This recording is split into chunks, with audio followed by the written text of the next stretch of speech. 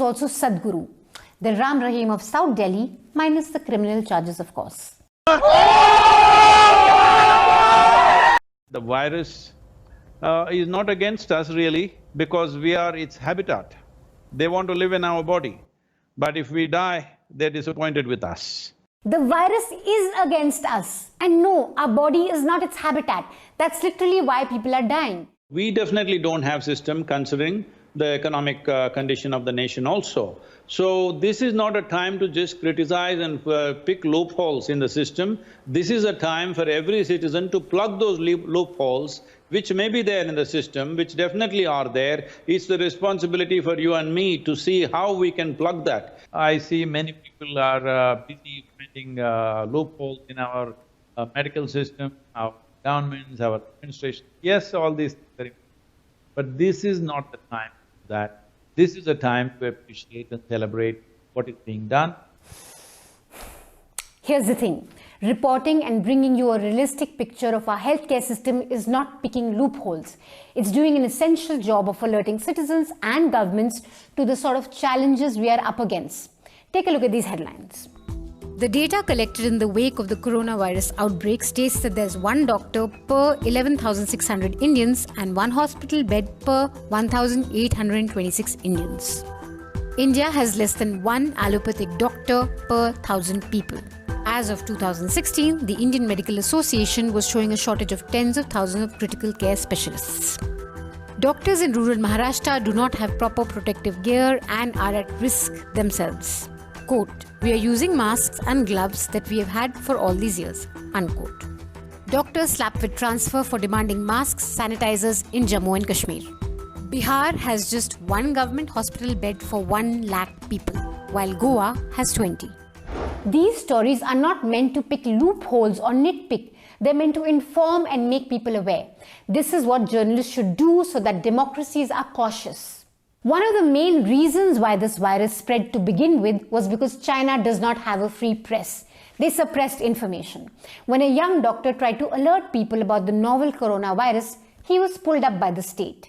And he was basically told, don't pick loopholes. So yeah, Sadhguru cannot and should not be on news channels telling journalists not to do their job. And if he wants to do that, then may I say, go to China, Sadhguru, because India, whether you like it or not, is still a democracy. Besides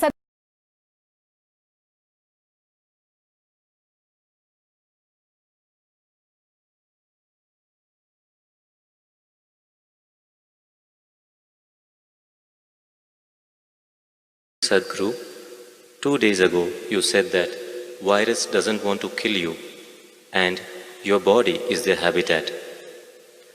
A few people who claim they are intellectuals on Twitter are making fun of this statement out of context. Can you clarify, is this really true that virus doesn't want to cause death?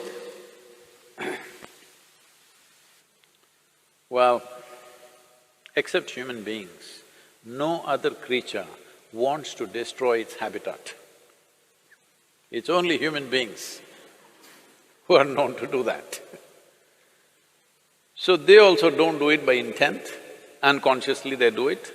Similarly, virus also does it unconsciously. It wants to live in you, but it overdoes its act, and you and me might die. I had a conversation with my father. He was an accomplished doctor. And then he explained many things to me and I said, I don't like this damn thing knocked me off almost. What is this? Then he was telling me many things about what these things are that never left me. I even now remember every word that he said and what I read in that book also, because this was experiential challenge for me. It was a life-threatening kind of stuff that happened to me, so I was not fearful, but it was like being beaten in a hockey match or a cricket match, you know. That's the kind of feeling I have. So, what are pathogens? Whether it's bacteria or virus, there are many varieties of them.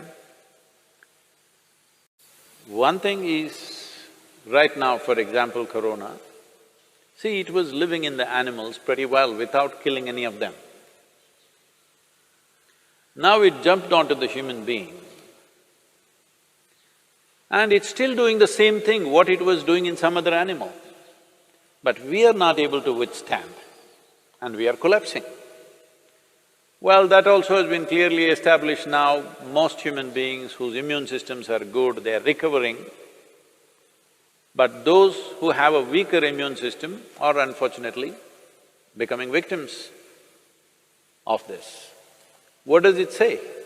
It simply says that it wants to live, but it lives so aggressively that we may die.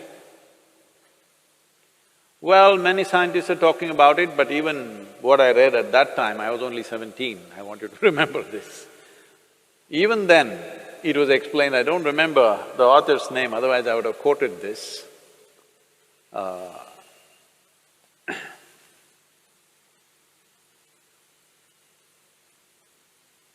Even then, they clearly explained that most of the viruses and bacteria which enter us, who are within us right now, who are in many ways assisting our life process, not harming us, they were at one time could have been very harmful, but they understand if they live like that, they will destroy their own habitat. So they will mutate into something milder over a period of time and then learn to live with us. They were living with other animals comfortably, other animals survived comfortably with them. They were also… This is the nature of life, that one inside the other, one inside the other, so many life forms, trillions of life forms are all living enmeshed into each other. We are also that. Trillions of bacteria and virus are living in this right now. But like for example, if you do a Manto's test, Indians I'm saying, because right now in the last 3-4 weeks we are looking who is a foreigner, who is an Indian, not because of any racial discrimination, we want to know where they came from. Did they come from Italy or China? Where did they come from? See, now Italy is ahead of China. Very unfortunate situations. But these… like for example, if you do Manto's test for Indians, almost all of us will fail Manto's test. Manto's test is for tuberculosis bacteria.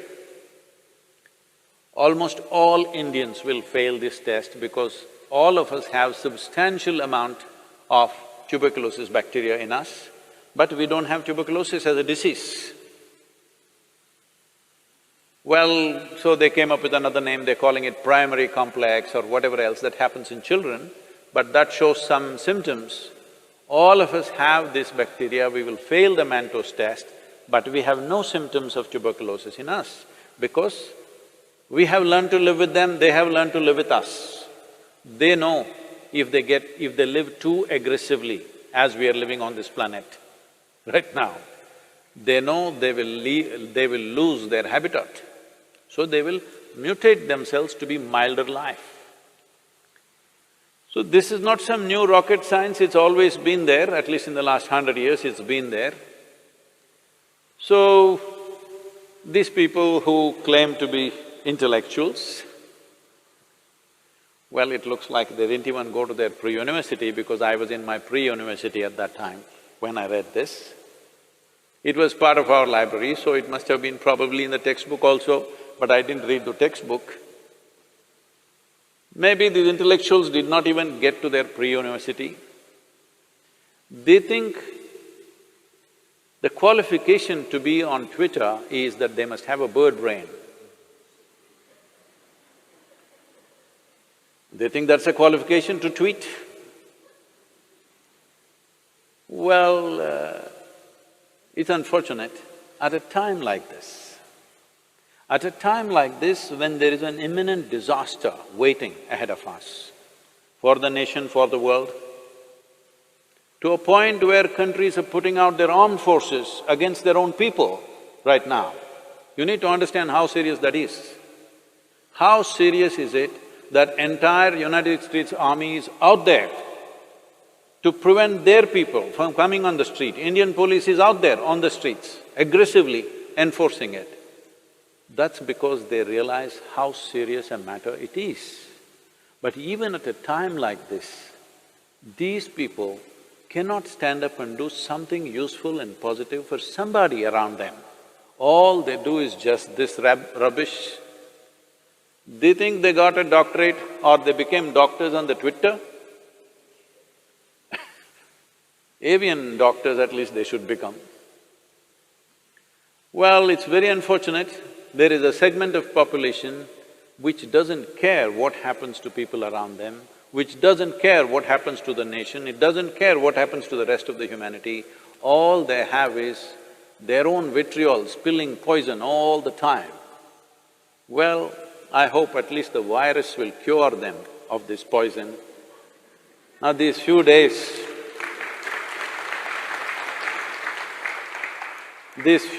of being with themselves, I hope they stand up and do something useful. Please do something, whoever you are, I don't know who they are, whoever you are who's talking this rubbish, please do something useful. What is this problem? I know what is your problem. I don't want to address that now. Right now, there is an imminent disaster. If we do not handle this situation right, we are heading for a major disaster where millions of lives could just get wiped out. When such a situation is there, all you can do is this. When I said this is not the time to go about criticizing our healthcare system or our health ministry, this is not the time. This is a time everybody stands up and does something, whatever little positive things we can do in our lives. Because this is not ordinary time. As a generation of people, we have never faced this kind of a situation. Let people understand this. We have never ever faced this kind of a situation. This is a bigger emergency than the wars you have had in your countries. This is a bigger emergency than anything that you have known. It can pass off without too much disaster if we behave responsibly and do the necessary positive action. This is what I request them also. It doesn't matter even if the size of their brain is that of a bird. Even birds can contribute, I'm saying.